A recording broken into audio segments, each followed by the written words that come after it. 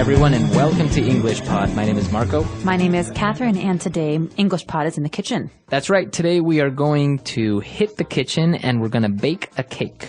All right, so check out this dialogue first, and when we come back, we'll be talking about some very key phrases and words for cooking in English.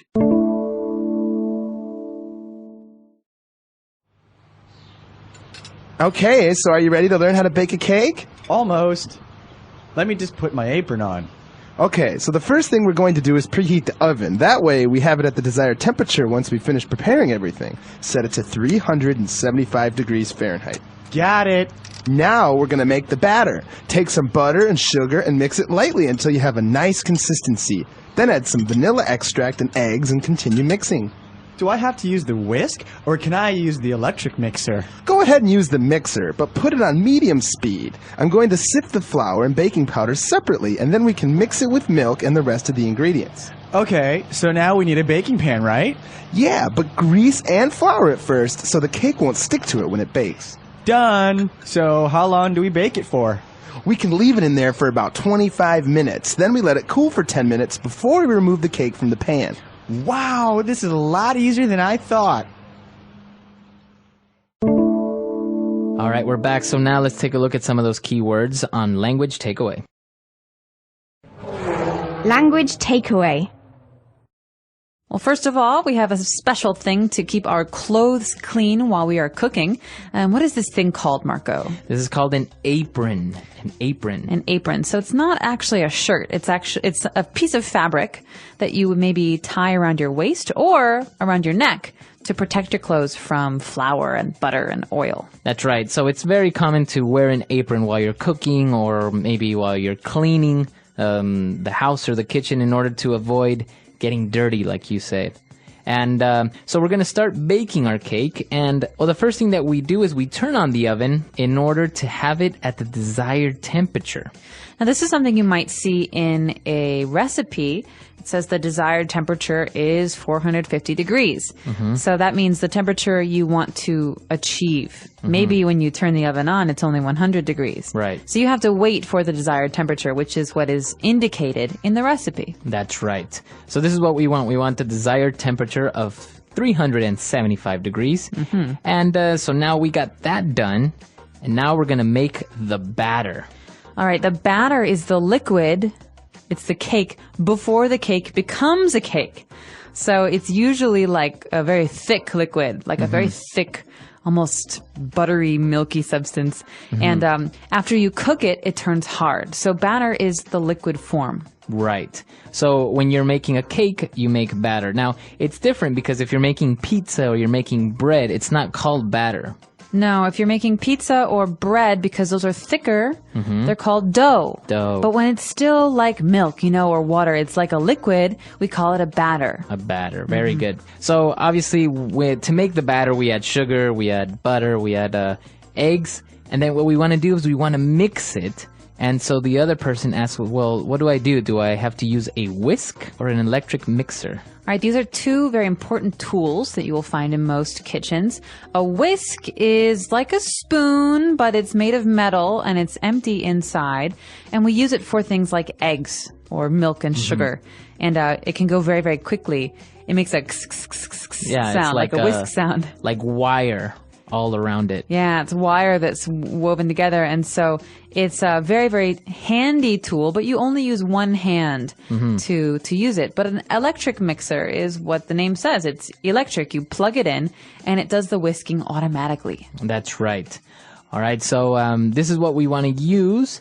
And before we put the batter into the baking pan, what we want to do first is we want to grease and flour the sides of the baking pan so then, it won't stick. All right, so to grease something means to use oil or butter to make sure that the meat or the dough does not stick later. That's right. So you can even use it for, obviously in cooking terms, if you put butter or something like this, but even grease, like the black grease, maybe you need to put it in your door because maybe it's making that weird sound. Right. So to grease something is to add oil or to add butter in order to, keep something from sticking. That's right. Okay, so a lot of words there. Now, why don't we pass on to some phrases? Let's start with some Fluency Builder. Fluency builder. Now, at the beginning of the dialogue, we talked about the oven. The real phrase you're going to see in a cookbook is preheat the oven. That's right. So we have the prefix there, pre, to preheat something, and that means to begin or to start heating. Now, this is because when I turn my oven on, right, Marco, it's not 450 degrees. It takes some time to become hot.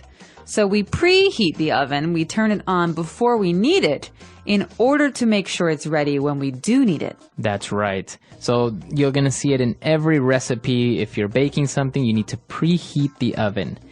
And now when we were actually mixing some of the things, we came up on this interesting phrase when we said we need to sift the flour and the baking powder. All right. Now, these are both white substances. They're soft. They're dry. And sometimes they're bumpy. They have lumps in them. So we need to make sure that there are no lumps. And we have a special tool that will help us sift the flour and sift the baking powder. So it's like a wire mesh tool. And you rotate the handle. You turn the handle.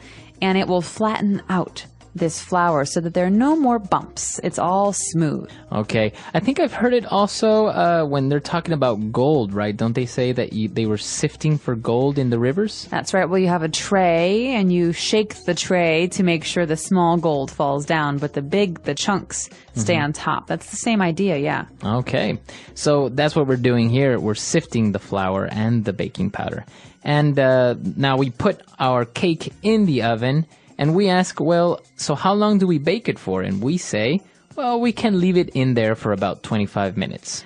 So the phrase here, to leave it in, means to keep the cake in the oven. And this is something we can say about a lot of things. So maybe the turkey that we're cooking is in the oven. It's been in the oven for 4 hours. And I look at it and I say, is it ready yet? My mom says, no, leave it in. Leave it in. Yeah. So that means don't take it out. Keep it in the oven. Leave it in. So we don't really need to say leave it inside the oven, or we don't need to be too specific. We can just say leave it in. Keep it cooking. Yeah. Keep it cooking. That's right. Okay, so let's listen to our dialogue one last time.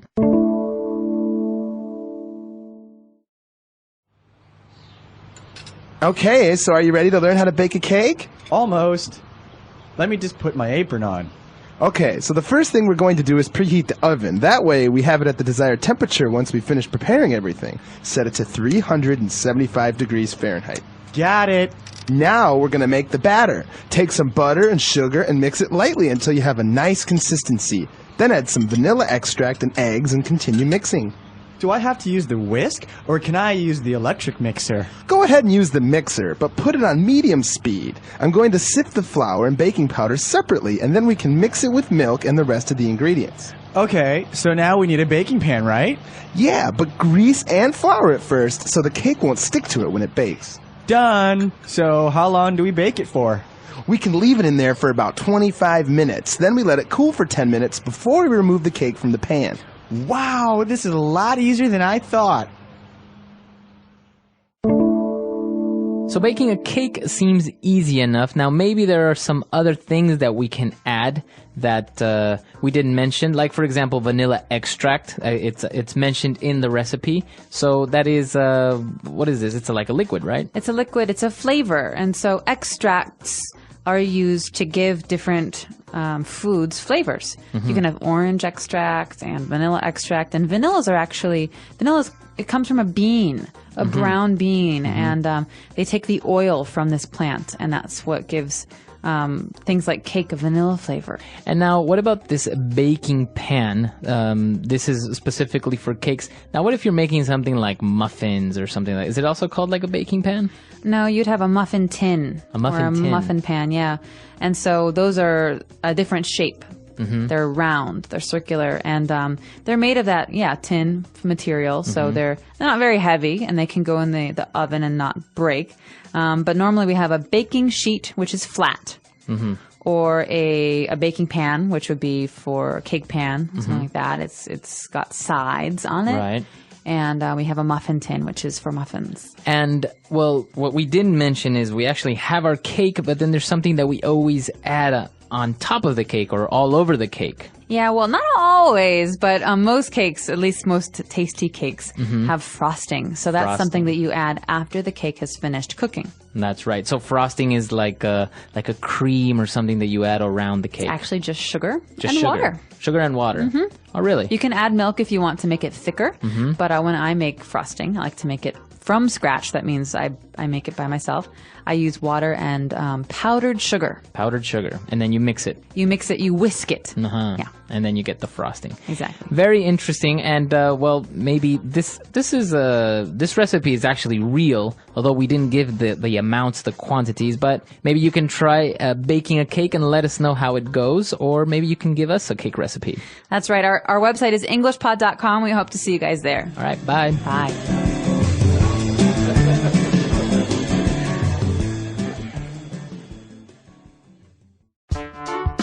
The English Pod Audio Review. Listen to the meaning, then say the vocabulary word.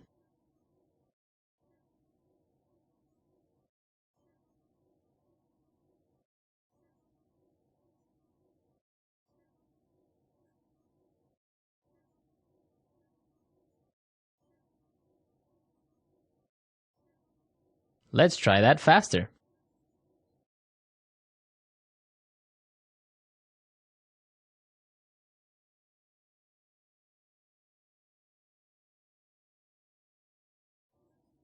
Now say the word and hear it in a sentence.